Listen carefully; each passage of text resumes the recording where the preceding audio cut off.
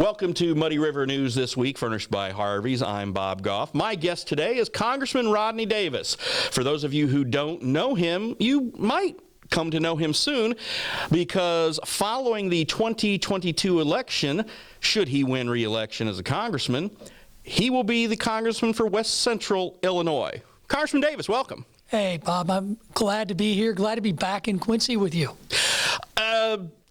Let's talk a little bit about the whole redistricting process. Obviously, it was a little bit controversial, but it all shook out, and now you've added, if you win re-election, you'll add a few more counties to your repertoire.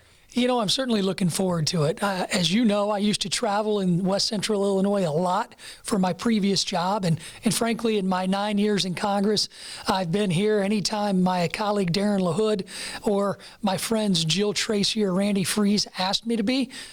We want to see West Central Illinois continue to grow economically. This is a great opportunity for me with this newer district to come back and get reacquainted with a lot of old friends. And you're one of the first right now today. Well, glad to have you over. And it's going to be the 15th district, correct? It is. My home county and my hometown of Christian County in Taylorville, Illinois, is in the 15th district. I'm the only incumbent, Republican or Democrat, that lives in this district.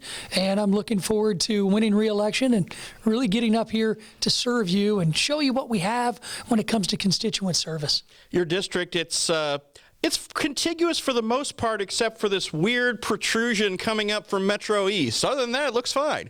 Oh, what a gerrymandered mess that the Springfield Democrats did to every Illinoisan.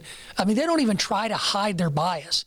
You know, today's a day where we saw the U.S. DOJ sue the state of Texas for gerrymandering. But they conveniently skip over Illinois. When you see a district like the one I live in now, it's a district that goes from my hometown of Taylorville down to Highland on the east side of Madison County. And then it stair-steps up and over to the Indiana border, then back across northern Champaign, northern Macon County, northern Sangamon County, goes to the Mississippi River and goes right up to the state of Iowa through Pike and Adams and up to Warren County. Then it goes back down the river and ends up on the west side of Madison County, Illinois.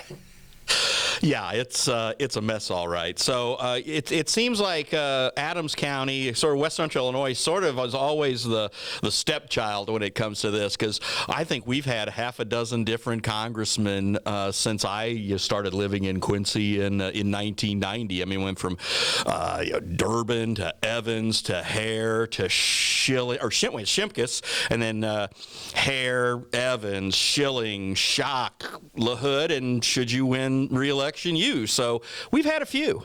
You really have, but this is a great area. Look, I can remember coming to the Tri-State Summit when Chuck Scholz was mayor, and we talked about Forgotonia. We talked about what can we do to bring development and jobs to this area.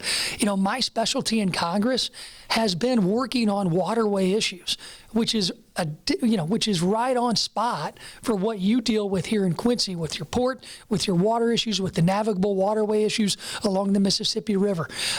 The relationships that I built when I worked for Congressman Shimkus back in the late 90s, coming up here to Quincy on a regular basis, are the relationships I've kept.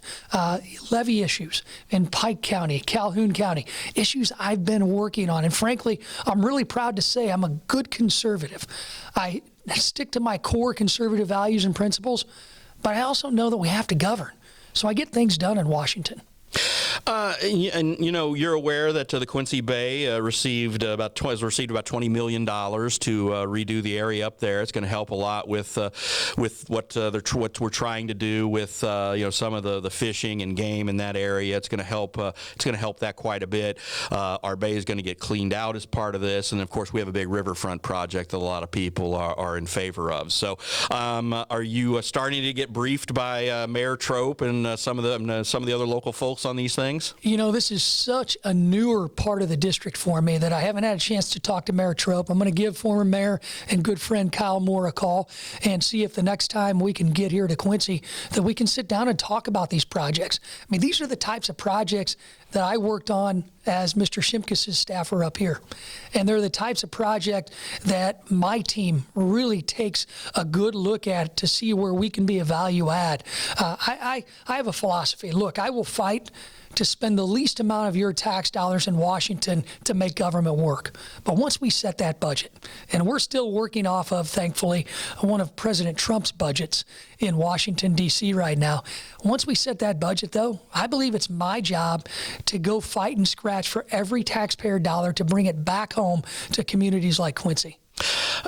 And coming up with the midterms, obviously there'll be all kinds of changes. Illinois lost seats, and other states have gained them. But midterms are usually not kind when the party in power owns the White House. So you probably have a pretty good chance to be in the minority coming up here pretty soon, or majority again pretty soon. Yes, I do believe that we will be in the majority on January 3rd of 2023 when we swear in a new Congress. Lame duck Speaker Nancy Pelosi, who her and her team just recently called me the most desperate man in Washington. I kind of take that as a badge of honor.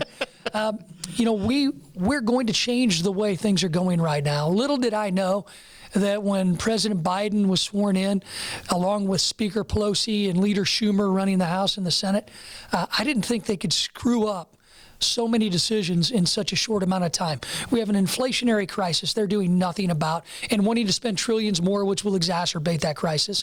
They're not doing anything to fund our military after the debacle that we witnessed in Afghanistan. I don't think the U.S. military and our brave men and women who are soldiers are their top priority. And what about the border? The border crisis. Just recently, we had 11,000 people living under one bridge in Del Rio, Texas. Now, let me put it in perspective. Quincy's a bigger town than my hometown of Taylorville, but my hometown of Taylorville is 11,000 people. That's one Taylorville living under one bridge. And they say, don't look here, nothing's going on. We haven't even gotten to the crime problem we have, not just in Illinois, but the leaders in Washington and here in our state are doing nothing to now address the violent crime that's hitting even our communities like Quincy. And Governor Pritzker, of course, made some noise when he referred to himself as the governor of Chicago too, which really went well with folks down here. Which is why Governor Pritzker is going to be a one-term governor. You talk about that, and that's one thing. Did you consider a run at that office? Well, I didn't throw any options off the table because I really didn't know what options I would have, Bob. That's true. I mean, you think about it. I've run in a district over the last 5 election cycles. It was a district, the 13th district in central and southwestern Illinois, that was drawn to elect a Democrat. I beat them, albeit close 2 times, but I beat them every single election. So I didn't know what to expect. The scuttlebutt among all the political prognosticators was they don't like Davis because Davis keeps winning, and therefore he's going to be affected most by redistricting. What I told them was simply, number one, my first priority and first preference is to run for re-election. I am going to be the chair of the House Administration Committee, which will reopen our Capitol complex and make sure Speaker Pelosi's not in charge of security decisions any longer. But I'm also a ranking member and set to be the chair of the largest subcommittee in Congress, and that's the Highways and Transit Subcommittee. That's the one our good friend in this listening area, Sam Graves, used to chair when he was a subcommittee chair. He's now my chairman of Transportation and Infrastructure, and when he decides to leave, I'd like to be able to chair that committee. And when you look at your job and your role that you've had for nearly the last decade, and again, you've talked about having close elections, and it's just very you and your colleagues have to spend so much time campaigning and raising money, but it's good that you can make these trips like you're making here, so you can't, because you still got to come back and talk to your constituents. If you the biggest problem for any politician is if they become Washington, so to speak. week, and they decide they want to spend more time in Georgetown than they want to spend in in rural Illinois. But that's something where you've always been a constituent service guy. You've always been a downstate guy, and when you look at some of your colleagues, what do you tell them do you ever have conversations maybe when you are in D.C. or whatever, saying, man, you just listen to your district, take care of your district, and he'll take care of you? Well, I certainly have those conversations. Again, my committee on House Administration that I'm going to chair in the next Congress, we're in charge of orientation, so I get to know the freshman members before anyone else does. And frankly, this year during COVID, I was the only current member that was actually there for many of their orientation activities. So I've gotten to know them well and have had those conversations before they even get elected. Then I try to mentor, or before they get sworn in, then I try to mentor them a few months in, because they're never going to know what questions they have before they actually start to operate their offices. And I come to them with some experience in working in congressional offices, working in district offices, understanding how important it is to actually deal with constituent service. Look, I got a text from my friend, former minority leader in the state Senate, Bill Brady, who was one of my state senators for a very long time and in central Illinois. He knows that our team gets stuff done. He just texted me a constituent service case on a passport issue as I was coming here from the Quincy airport, because I flew here from Chicago. I didn't know we wouldn't be voting today. I was planning to go talk to the Illinois Farm Bureau convention in Chicago and then go to D.C. to be voting tonight. But the Democrats canceled votes today. We're going in tomorrow instead. And my first thought was, I want to get from Chicago to Quincy so I can introduce myself to a lot of the folks in the media here, and then come back and really dig down as to what the important issues are for your community. A couple more issues before we wrap up. You mentioned your hopes to make Governor Pritzker a one-term governor. How's that going to happen, and who's going to be the person to do that? Well, it's not going to be me. You made that clear. I think we've got a good crop of candidates. We don't know if this crop of candidates is going to be the final crop of candidates, but I do believe that we have people that are announced already, and if any others come out, I'll make that judgment then also for them. But I do think they can beat Governor Pritzker. I think Governor Pritzker has made some disastrous decisions. There's a lot of talk about COVID and COVID response. West Central Illinois, Central Illinois, Southwestern Illinois is a lot different response than the city of Chicago, the suburban areas. We need to look at COVID as a risk management issue. We need to minimize the risk. We know so much more about this disease over the last 2 years now, and that we know what its survivability is. We have multiple vaccines in the marketplace. We have therapeutics to treat those who get sick.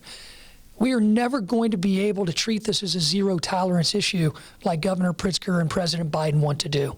All that does is it continues to lock down our communities, continues to exacerbate the economic problems that we have in this country. We need to have a common sense approach to dealing with this, what I believe is an endemic at this point.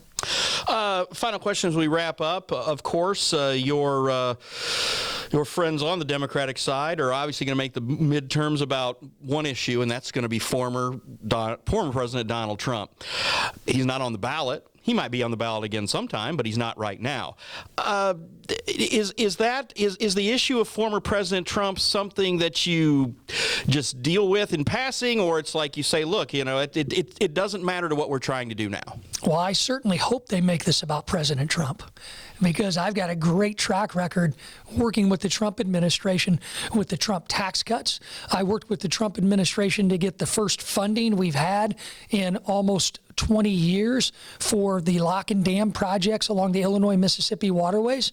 Remember, the Obama administration talked about implementing the NESP plan to upgrade our locks and dams along the Mississippi and Illinois River, but they didn't spend any dollars doing anything. It was the Trump administration that Darren LaHood and I got to make those investments, and those investments are paying off, and we certainly hope the Biden administration looks at that too. Another issue that doesn't get a lot of attention, but one of my main goals, because my district included 4 public universities, 4 private universities, multiple community college districts, and I heard a lot about student debt. Remember, we have people like Bernie Sanders and Elizabeth Warren promising students, just go borrow whatever you want because we're going to forgive that. That's BS. That's never going to happen. But in the CARES Act, I actually got a provision in place that allows employers to pay down student debt of their employees. That should be used as a recruitment and a retention tool. It's a tax provision. You don't have to go fill out any grant paperwork. It doesn't count on government funding every year. It's utilizing the tax code to make sure that we have an incentive for employers to offer student debt assistance to their employees and recruit and retain those employees by using it. It's something that the House of Representatives has used for many, many years. But the tax provisions precluded even me from giving the maximum benefit to the lowest paid employees because they couldn't afford taxes at the end of the year. Now, this is a benefit. This is something that's on the table. Every company in Quincy should be looking at that. And if you want to know more about it, go to my website. It's rodneydavis.house.gov and click on student debt. Congressman Davis, I want to thank you for your time today, and looking forward to seeing you a little bit more over here around Quincy. Looking forward to talking with you on a regular basis, Bob. Great to see you again, my friend. That's all the time we have now for Muddy River News this week. I'm Bob Goff. Have a great week.